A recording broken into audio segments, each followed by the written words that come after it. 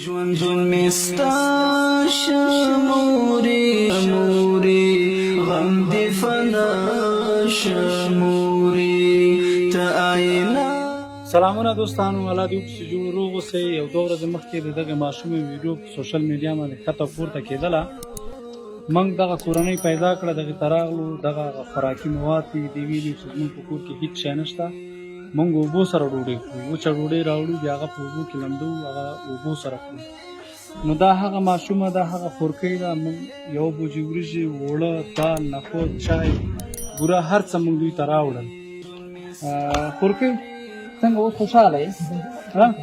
خوشحاله یې؟ بس ټولو مسلمانانو ته دعاګانې کوه، ښه خورم، ښه کوشش کوم چې بیا چې بیا یې درته راوړم. صحیح ده؟ موږ سره که دفتر کې څه شی هغه بیا درته راوړو. صحیح ده؟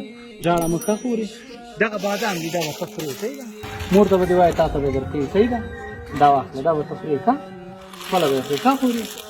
مورکۍ څنګه څه احساس لري تاسو د لور نه؟ د خو لور د موږ ډېر ذات ځورولي وو، اوس څنګه مور خوشحاله شوې که نه؟ خوشحاله یې؟ خوشحاله نشم د ماره ورکې چې لور مې سهار بسې ووتلی، نن دایګانو مخې سره به کېناست، چا بسې یوه ډوډۍ ورکړله، هغه به راوړه، ما ته به د مورې قطغ راته کړه، ما به کاسه کې اوبه ورته واچولې، بچیان به مې په عینغه باندې بسیا کړل.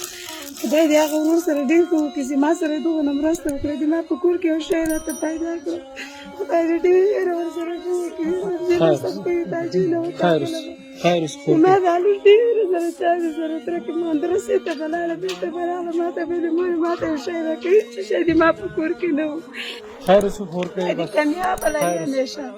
ټولو مسلمانانو ته دعاګانې کوه. خدای دې تا ته دې خدای عمر درکړي، خدای دې له سختۍ له تاجۍ نه وکاږه وروره.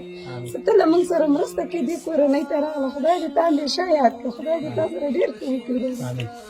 دوستانو، دا وه دغه د درده ډکه کورنۍ، او دا هغه د دوی د یوې نیمې میاشتې مواد دي.